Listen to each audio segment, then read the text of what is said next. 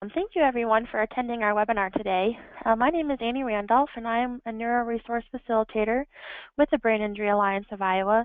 As you will see on your GoToWebinar control panel, you have two options for listening today, mic and speakers or telephone.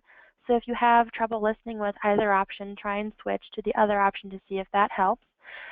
We are recording this webinar and we will have it archived on our website along with our YouTube page in the coming days. So please feel free to go there if you want to share this with anybody.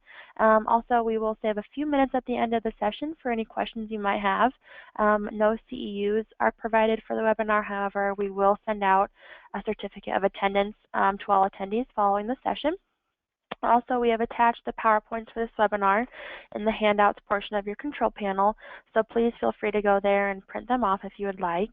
I will go ahead and introduce our guest speaker today. Roxanne Cogil and I are partnering today to bring you a webinar on the topic of advocating for your child, along with tips and tricks for success. Roxanne has been the director of Iowa Epilepsy Foundation since May of 2012. She received her Bachelor of Science degree from Iowa State University in '95 and completed training and testing to become a certified brain injury specialist in March of 2015. Roxanne also serves as Central Regional Director overseeing 13 states for the Hemispherectomy Foundation on the Board of Directors for the Autism Society of Iowa. She's an appointed member on the Governor's Advisory Council for Brain Injuries and also an appointed member on the Iowa Olmsted Consumer Task Force and on the Governing Board and Advisory Board for the Heart of Iowa MHDS region. Roxanne's inspiration and passion for helping others with epilepsy stems from the journey with her daughter's intractable epilepsy, which led to a right hemispherectomy brain surgery in '09 in order to attain seizure freedom. Roxanne was presented the Joanne Kramer Founders Award in March of 2015 at the Brain Injury Alliance of Iowa's annual conference as Advocate of the Year. Thank you all for participating today, and I will go ahead and let her get started. Thank you, Roxanne. You're welcome, Annie, and welcome everybody this morning. I just would like to let everybody know that this presentation this morning is purely from a parent's perspective and in no way the viewpoint of the Epilepsy Foundation. So my role today is to share firsthand experience and some resources that I have been found as helpful as a parent and advocating for my child's journey of success. So there's three objectives of this training, and I will be covering the first 30 minutes of the training on these three objectives, and Annie will be talking about advocacy with the Brain Injury Day on the Hill for the second 30 minutes of the webinar this morning. So the first objective is to provide tips on how to advocate at IEP meetings for a child's need at school. IEP stands for Individualized Education Plan. The second objective is to share strategies on how to advocate for needs with medical and other healthcare professionals. And the last objective is to share ideas on how to share the story of your child's journey to advocate for needs with local legislators. So the first tip on advocating at IEP meetings is a very excellent resource is Wright's Law. Now, Pete Wright they are the legal experts as it pertains to special education law. And my husband and I had the opportunity to listen to Pete speak on two different occasions when they've come to Iowa. They travel all across the country to provide education to families, to professionals on special education law and educating on the rights of the child in school in that special education environment. And they also provide a couple books that you can utilize as resources over the years. And so if you've never checked out the Wright's Law website, I strongly recommend that you do so. They have some great information on how to advocate at IEP meetings on their website. And so when you look at advocacy versus parenting, I thought this quote was really great that they had. Advocacy is by its nature a cerebral activity and involves great thought and creativity.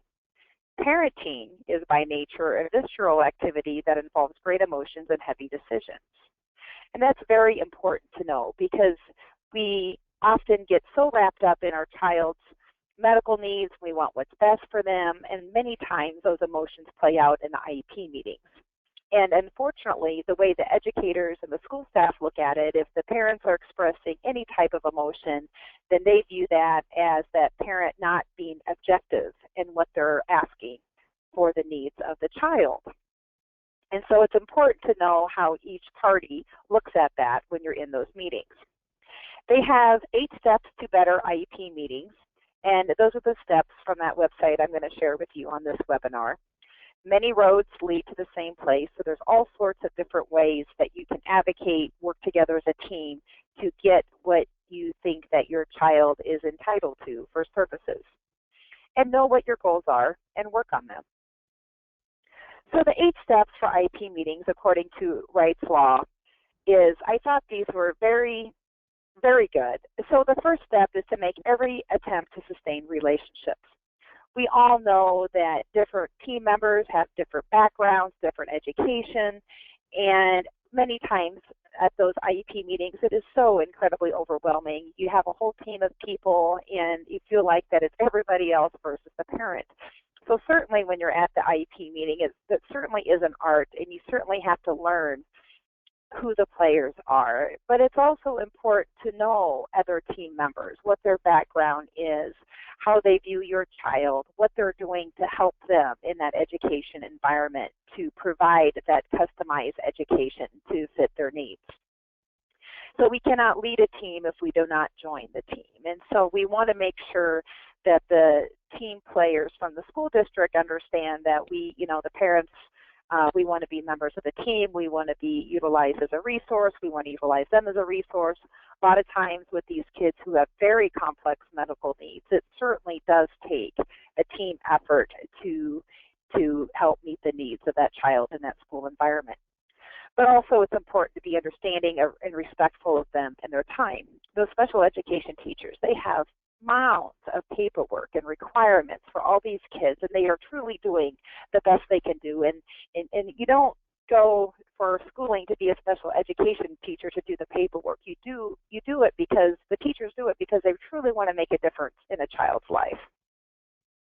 And so we want to model respectful behaviors during those meetings to help draw out our child's IEP team. So it's also important to keep the focus on the child's needs and not the district's resources or the parents' expectations.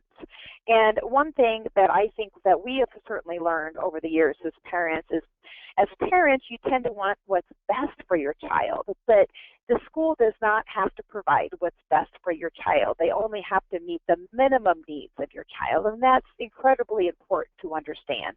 And so you want to talk in terms to meeting their needs and not wanting what's best, because they don't have to provide what's best. And that's why a lot of parents supplement, the school will put a program and goals in place to meet the minimum needs. And then if the parents feel like that child needs more, and then that's where, they have those discussions with their physicians, or perhaps they need extra speech therapy, physical therapy, speech therapy in the private setting. And so the goal is to get a meaningful education benefit with reasonable requests that is objectively measured. But the school has limited resources, and so if you're able to get independent evaluations through a neuropsychologist for your child's brain injury or whatever the case may be, the school can take that into consideration. And we found that the AEA speech teacher or the special education teacher, they were always very interested in reading those. They don't have to use that information in developing goals as an IEP team, but they can certainly take it under consideration, and those would be great things to share at these meetings. Always providing a safe phasing ways out of a dilemma. Have a backup plan. And so what this means is you don't want to catch the team off guard. Many times parents are so caught off guard with what the teachers are presenting at a meeting. And early on, we realized we sure would have liked to look at the draft copy or be able to provide input prior to that yearly meeting. And so we would make that request that, provide input. We would talk in terms of, well, what are you thinking for their goals? What are you seeing in the classroom? Would you mind sharing that with us so we can take a look at it? And then kind of have some informal discussions before that first meeting comes. And that way, neither party is caught off guard. Build your record. And so, again, the key here is reasonable request. You want to stay calm. You don't want to be known as that over-emotional parent, but it is so incredibly hard because I think every parent feels like they know their child in and out so much better than what some of the teachers do when they only have them for limited portions of their day. And so you need to be objective. You need to show, objectively how your child is not meeting his goals, but also if you're able to present solutions or data, or perhaps there's a research paper on a way to teach with that specific type of brain injury.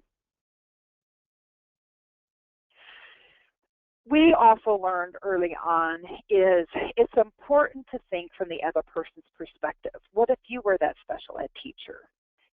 Think about it from their side of things and know their limitations and what they're able to do. And so be realistic with what they're able to do. And that will really help working together as a team. It's important to listen, especially things that you do not want to hear. Nobody on the team knows everything, but with all the expertise that everybody brings together at the table can provide some really great collaboration and working together to developing goals to truly meet the unique needs of that child. And at all costs, try not to get defensive. If you have a disagreement, always start off positive. You can see where they're thinking, that would they perhaps consider such and such, as it relates to that goal.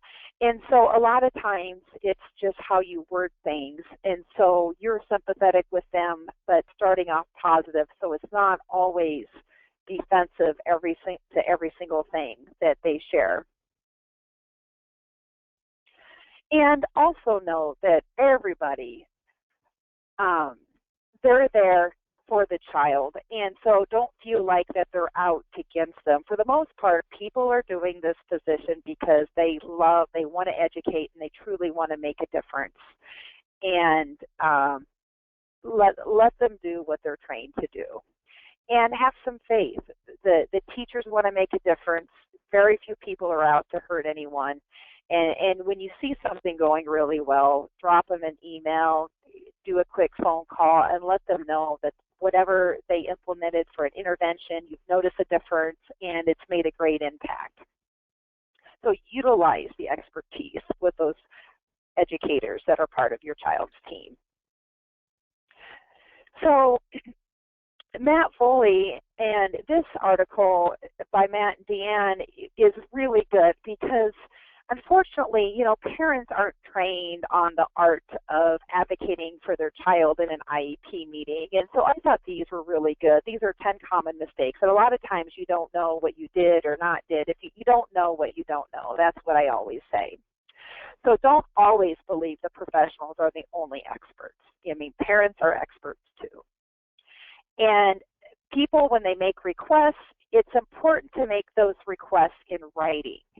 And that is a big thing for having that proper documentation. If you make a request in writing versus a verbal request over the phone, that's critically important, especially if you're recommending or if you're asking for an evaluation or a certain assessment with your child.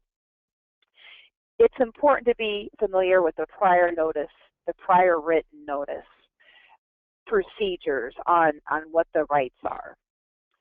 And also requesting a related service instead of an assessment that supports the need for a related service. So a lot of times parents don't understand what the difference is on asking for an assessment or asking for a related service, because as parents, you know what you would like to see, but you don't know how to go about asking.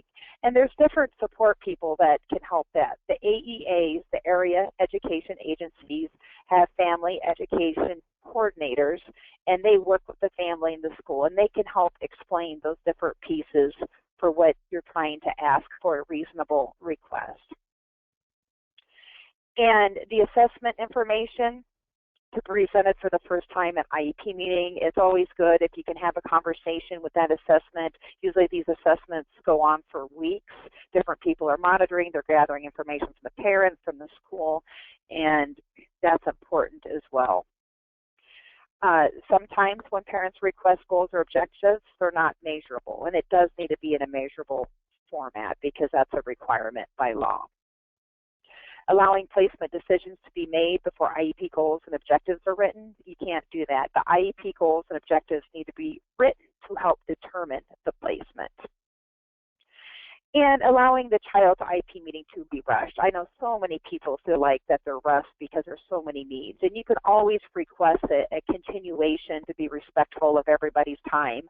A lot of time the after-school IEP meetings, they tend to go long. You get into some really good conversation and you didn't get through all the academic goals. And so just say, let's look at our calendars to continue this meeting so we can allow the proper time to get through all the pieces. And it's important to ask questions. You can ask questions ahead of time. You can ask questions during the meeting. I mean, this is your once-a-year meeting. So those are some 10 common mistakes that I thought would be good to share with you all.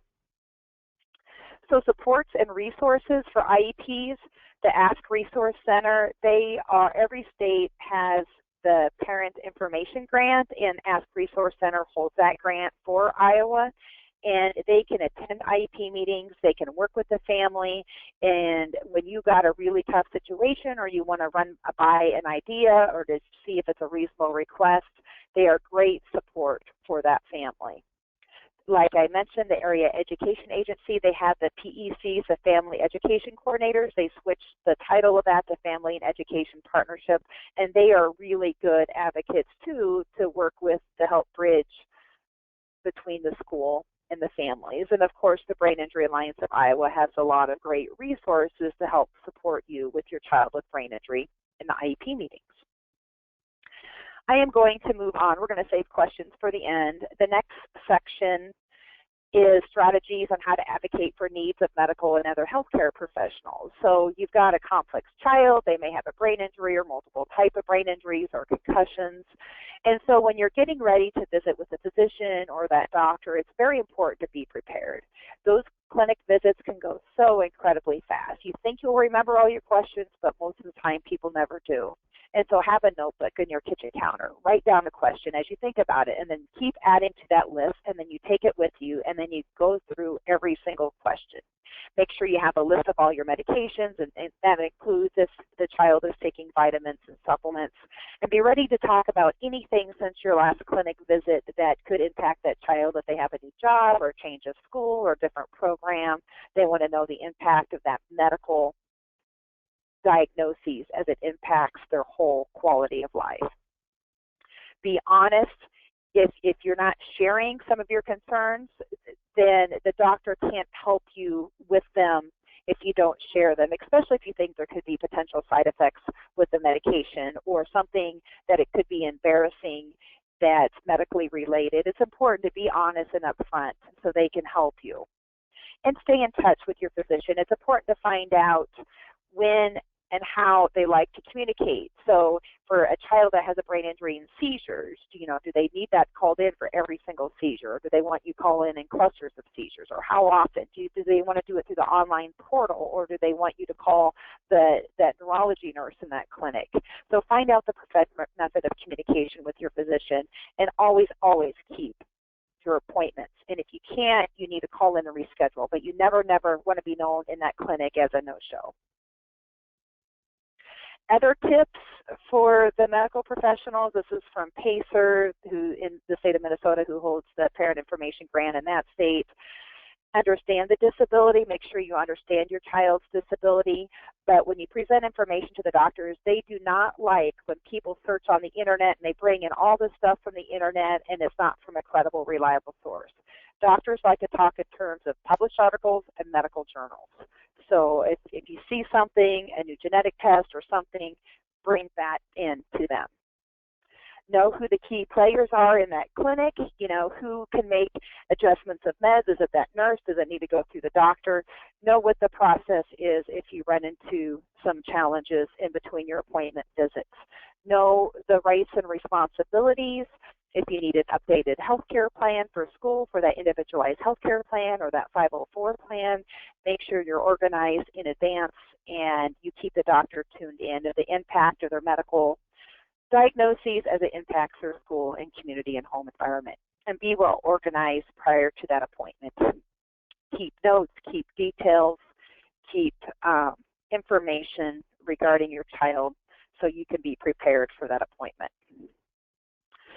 So moving on to the last section is, I know this is an awful lot to cover in 30 minutes, so I'm trying to do my best to hit the highlights. So it's advocating your child's needs with local legislators. So the number one resource for a lot of people with disabilities is the main policy resource is through the Iowa Developmental Disability Council. They have this website called InfoNet, and it truly is a really great resource. And they provide updates of what's going on in session. They have a newsletter. They have sheets. I'm going to go through some of the main things that they have that can help you advocate with your local senator and local representative for in the part of state where you live. They have this advocacy toolkit, and it's kind of a thick packet to print, but there is really great information in it. And so I encourage you to go to the website and scroll through that. It goes through everything. If you're preparing for your first trip to the Capitol for Brain Injury Day coming up, then it kind of goes through how it's organized, what to do, what to look for, and it's just a really, really great resource with helpful tips and hints.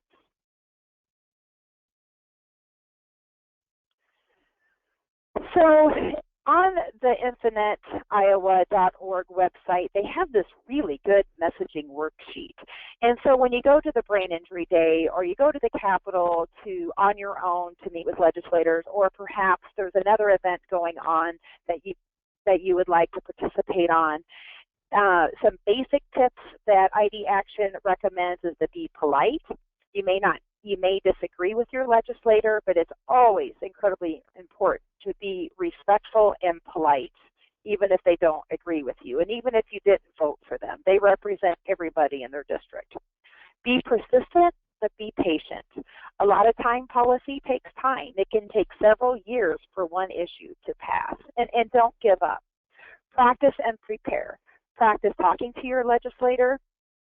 Think about what you want to say before you meet with, write, or even call them. And be clear with what you're asking. You want to be personal. Legislators want to hear from their constituents. People that they're elected officials. They represent people who live in their area. And so they want to know what challenges they have, what state supports are helping them, so they can best advocate for those that they represent. And if they ask you a question on an issue and you don't know the answer, never ever make up something or lie. Be honest. Say, I will check into that and I will get back with you. Because you will certainly lose credibility if you're not honest and upfront. So I thought this is really good. And so it's always good. So as you prepare to come to Brain Injury Advocacy Day or any other day, you can have a one-page Word document. You can list your issue or story. So a brief summary on your child's journey and brain injury. If you're on a state waiver, such as the brain injury waiver, you can share about how those supports and services has helped your child be independent with supports out in the community and in the home. And list there, you know, the impact that brain injury has had on their quality of life compared to what it was prior. What are you asking them to do? You know, what can they do to represent brain injury? And list 3 key points that you would like for them to remember after you visit with them. So every area has a state senator, and every area has a state representative. And if you don't know who your senator and representative is, you can go to the Iowa Legislator website, and they have a section called Find Your Legislature. You can type in your address, type in your zip code, and it'll pull up automatically who represents you for where you live. And so you can pull up information on them. You can get to their website. So write down their name, write down what party they're affiliated with, what's their paid job, what's their background. If it's somebody that's a nurse or doctor, they may be really interested or knowledgeable about brain injury. But if my legislator, my representative, is a law enforcement officer, and so I had to educate him years ago about brain injury and epilepsy. And because I've educated him, he has learned more about the health side of things for the constituents in his district. Each senator and representative are on different committees. You can look up what committees they're on. It's listed on their page on the Iowa Legislator website. Some representatives and senators are senior ranking. They have chair, vice chair positions, leadership roles. That is very important to know if your senator or representative has a leadership role, and especially if they're serving on a committee that oversees issues that impact your child or your quality of life. And then you can take down other notes. So this is some good information to look up prior to coming to the Capitol. And do the same thing with your state representative when you look them up. So this is something that I did years ago, is I put this one pager together. I put 3 pictures on it. My daughter's had 2 brain surgeries, so I showed a picture after her brain surgery of the type of incision they had to do. I showed a picture of her MRI of how much of the brain they had to remove, and I showed a picture of our kids. The thing there is we're just a regular family that lives on a farm in rural Iowa, and brain injury impacts us. And then on the right-hand column, I just kind of listed different things of brain injury and the impact it's had. And then on this sheet, I just basically showed her story in an easy-to-read and flow format with some visuals on the left. And I didn't put the issues on here because when I go to Brain Injury Day, or I go to Autism Day, or I go to Epilepsy Day at the Capitol, those organizations always have separate sheets with those issues on them.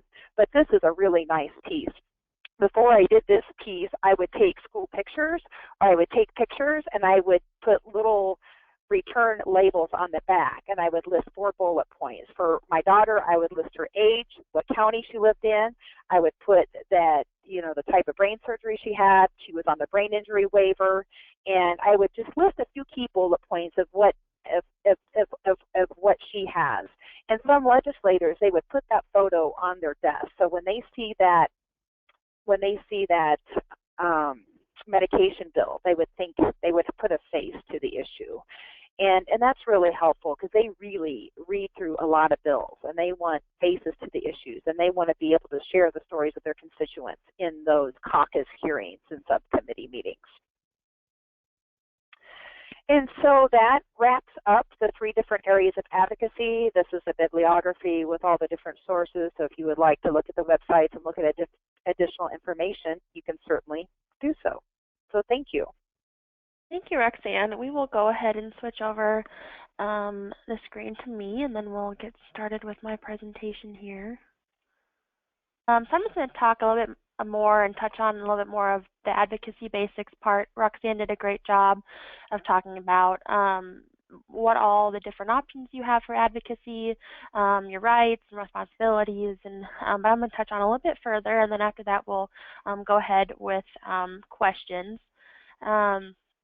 So like Roxanne said, just talking about what advocacy is, there's different types of advocacy. There's self-advocacy, peer, systems, and legal.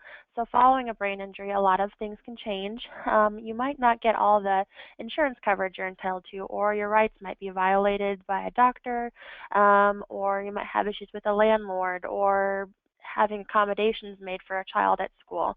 So you may run into some struggles and difficulties, and that's where advocacy can come in. Some people find themselves trapped in extremely difficult situations, legal or financial. During those challenging times, people with brain injury really must rely on advocacy. So for self-advocacy, that is taking action to represent and advance your own interests. Peer advocacy is taking action to represent the rights and interests of someone else rather than yourself. Systems advocacy is taking action to influence social, political, and economic systems to bring out change for groups of people. And legal advocacy is taking action to use attorneys and the legal or administrative systems to establish advocacy or things that you believe in. There are many people with brain injury who really need to speak up or who are wanting someone to speak on their behalf, and so this act of speaking up and taking action is called advocacy.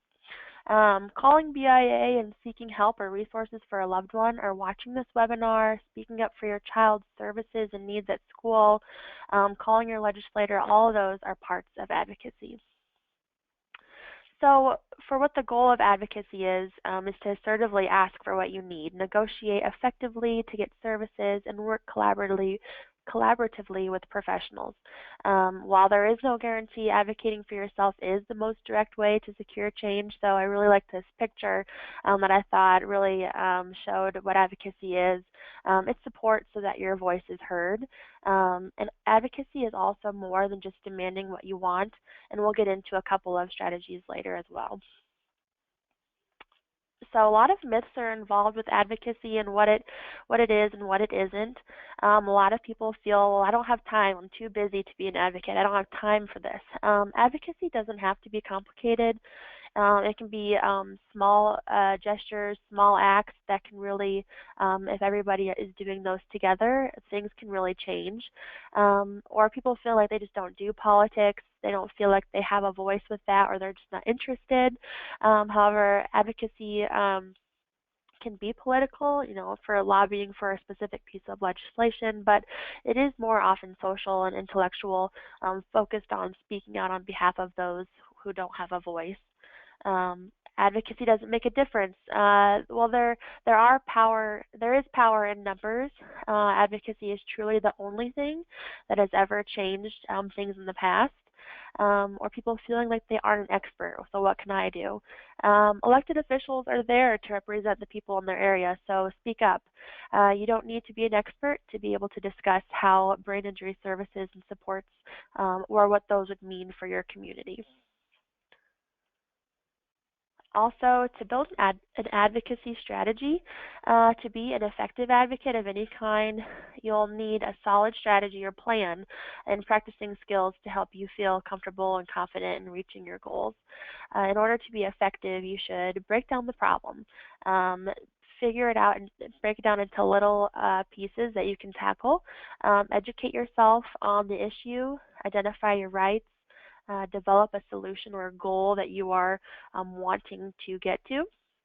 So this planning process takes time.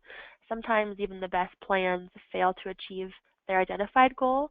It requires that you clarify your goal, identify who you will communicate with to achieve your goal, determine what methods or strategies you want to employ, and figure out what steps you need to take for follow-up. You do not need to plan your strategy alone. Consult with others that can help you plan, that have been in it before, or agencies that are currently working on those goals as well, and try to work collaboratively with those other individuals who are working on the same goal as well. So it's really important to understand how to be an effective advocate, and Roxanne went over this as well. But do educate yourself, do document. It can be overwhelming to be an advocate sometimes, and things can really get lost in conversations if you're not writing them down. Also, self-care is very important when it comes to advocacy because it can be really hard and overwhelming and stressful. So if you aren't taking care of yourself, it can be hard to keep going. Also important to have the self-awareness of how you are coming across to others. So like Roxanne said, put yourself in the other person's shoes. If someone was to come to you to try and educate you or change your mind on a topic, what approach would work best if someone was coming to you? How would you receive that information best? And to think about that as you go forward when reaching out to legislators or talking to your school IEP staff or whatever arena you're in. Also to have that backup plan. Even the best educated and well-meaning advocates can sometimes fail. Even when you have a really clear message, sometimes it just doesn't get through for whatever reason. So having that backup plan and being able to just readjust your strategy plans. Also, a couple of do's and don'ts. So you really want to work collaboratively versus going in guns blazing and really upset and letting those emotions really take over your message. Also, being solution-based versus complaining. You definitely don't want to come off that way because then people will just tune out. Like Roxanne said, it's really good that you get to know the educators that your children are working with or the medical professionals and take that time to build those relationships. Um, so it's very important that as an advocate you work on building relationships and not tearing them down. Be sure you don't find yourself working on someone's behalf while leaving them in the dark. Communication is key, and help people understand their options and let them decide what is best for them. Avoid getting caught up in the emotion of your story, although it's totally there. And don't forget what your advocacy plan is. Your emotion is great and it's totally needed. Just keep on track of your message. And like Roxanne had said, don't exaggerate, don't be dishonest, be realistic. The facts are there, just help to bring them out. So when it comes to the who, what, when, and where, and how of advocacy, we'll just break it down a little bit. There is no single method or strategy for advocacy. To be effective, an advocate must be flexible, informed, communicative, timely, and organized. So for who, make sure that you're identifying the correct person to approach and know who those parties are and know the agency really well that you're going to be working with, know the ins and outs of what their roles are. As Roxanne had said, it's really good in IEP meetings to be able to increase your chances of success of getting your voice heard. So the what part, this is extremely important. Be clear on what exactly the issue or problem is.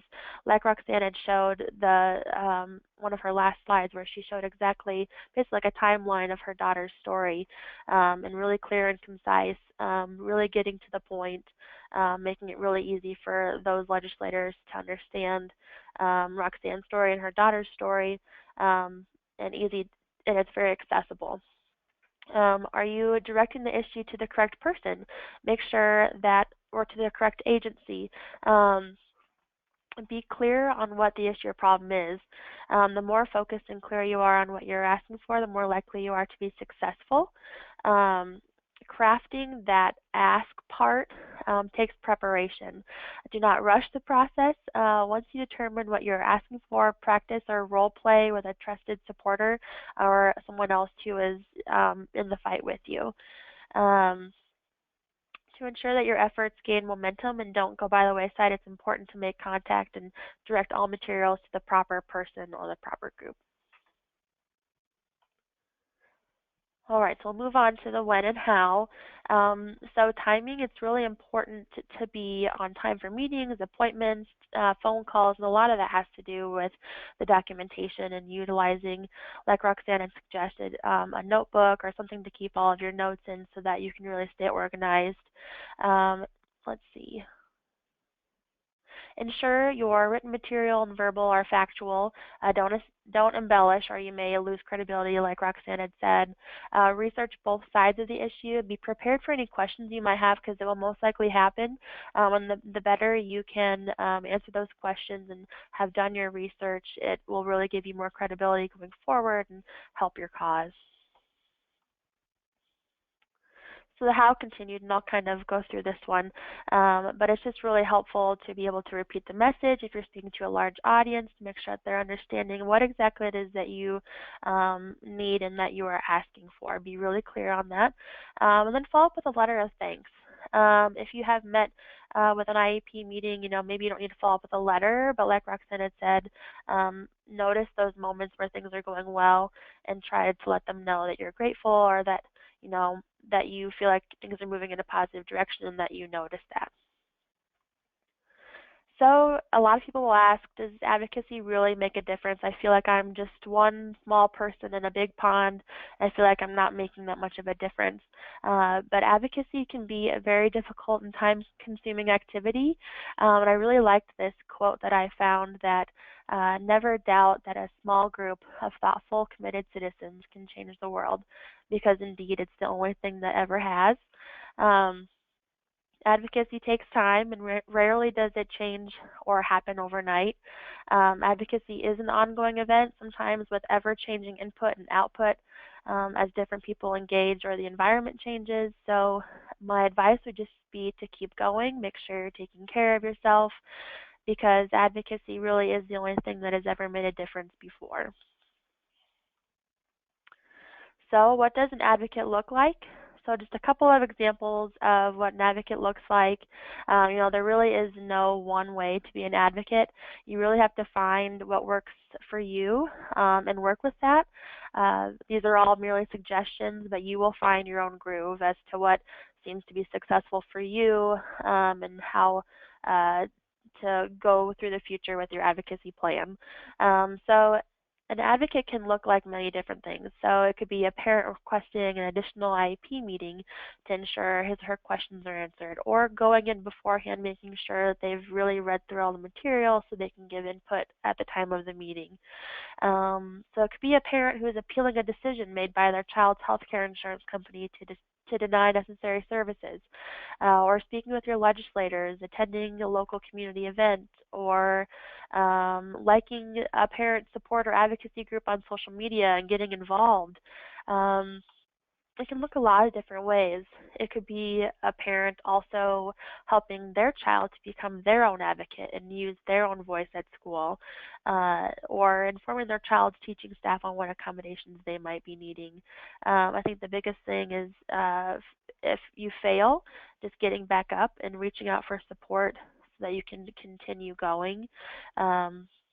And reaching out and finding those people who are there to support you so that you can reach out to them as soon as you feel like maybe things aren't going as well as you had planned, and to kind of relook at your plan for advocacy and what your strategies are, and kind of go from there.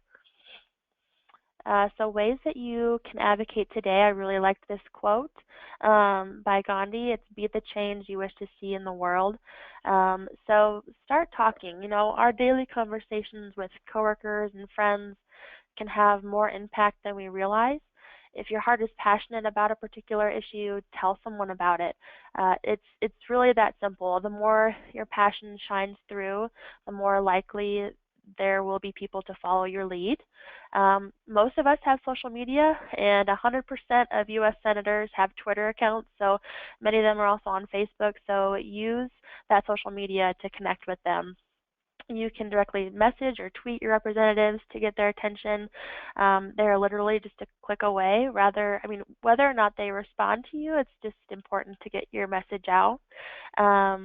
Or get on the phone, use your phone. You use your phone every day anyway, so why not take a few minutes to make a phone call? That can really make a difference if you're able. Send a letter or an email. Those are pretty quick things that anybody can do. Meet your representatives. Like Roxanne was saying, she got to know her representative and educated him on exactly what was happening with her daughter, and really get to know those people because they are there to support you and to represent you. So the only way they'll know what's going on with you is if you tell them. Also, add your name by signing a petition, or when something comes out and there's a cause where people's voices need to be heard and the numbers, add your name to that petition.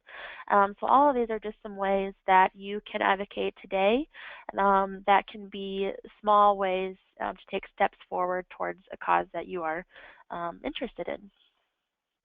So lastly, as Roxanne had referred to, we have our annual Hill Day coming up for the Brain Injury Alliance of Iowa. It'll be February 15th from 9:30 to 3. So if you are interested in coming and you have questions, please feel free to give us a call if you've come before. We'd love to have you again. We will basically be doing what we normally do, getting together and talking about what BIA does, how you can connect with your legislator. We will help you connect that day to your legislator. We'll be there to help support you and answer any questions you might have. So it's really a good opportunity to be there in the numbers. We all wear yellow t-shirts, and we all try to make ourselves really visible, and we're there to support anybody who would like to connect with their legislator. So please feel free to call us if you have questions about that day and you're interested, and we can make sure you get connected. And lastly, there's just some other resources. InfoNet, like Roxanne had shared, is a great tool, going online and checking them out. There's also a web page called Self-Advocacy Online that has some really great resources for self-advocacy around disability. Also, the link is there for Find Your Legislator, and then there is another advocacy toolkit I found on brainline.org that can be really useful, that really breaks it down step by step. So that is all I have today as well. We will go ahead and check and see if there are any questions.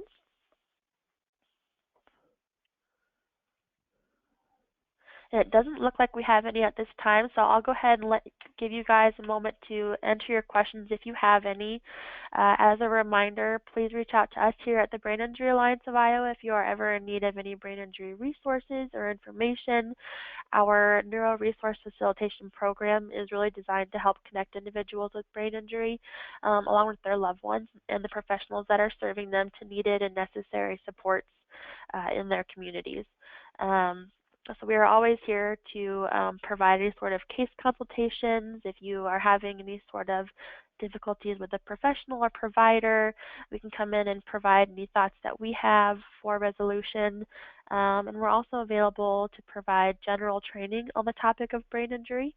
So if you're ever in need of us, please feel free to reach out. Okay, I don't see any questions coming in. So Roxanne, do you have anything that you would like to add before we wrap up? Yeah, one additional thing with legislators is for your local legislators, if you've never met with them before, don't be afraid to call them or send them an email. You can request to meet them at the library, at a coffee shop. You can even invite them into your home. We've invited legislators into our home before. We sit around the dinner table. They get to meet our kids, meet our family, and that is very helpful as well.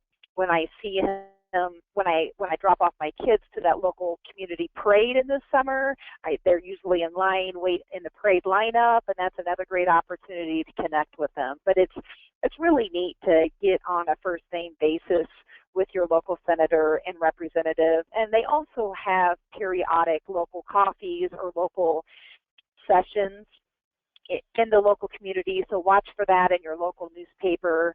The ID Action website is InfoNet. They also list them during the legislative session between January and March, and that's always a great way to go. A lot of them occur on a Saturday morning or Saturday afternoon, but you can go, you can listen, you can ask questions, and you can learn about the issues that they want to, and those are great sessions for them to learn about issues from their constituents. That's great. I agree with you, Roxanne. I feel like a lot of people don't realize how accessible their legislators are and would never have known that they do those things. So that's great as a reminder. If anybody else has any questions that you think of after the webinar, feel free to email Roxanne or I, or call the Brain Injury Alliance and we can get you hooked up. But I just want to thank everybody again for attending. This webinar was recorded and it will be saved on our website and our YouTube page in the coming days. Your certificate of attendance will be emailed to you along with a link to a survey for your feedback shortly after this webinar as well. So thank you again, Roxanne, and thank you for participating, everyone, and I hope everyone has a great rest of your day. Thank you, Roxanne. Yep, you're welcome.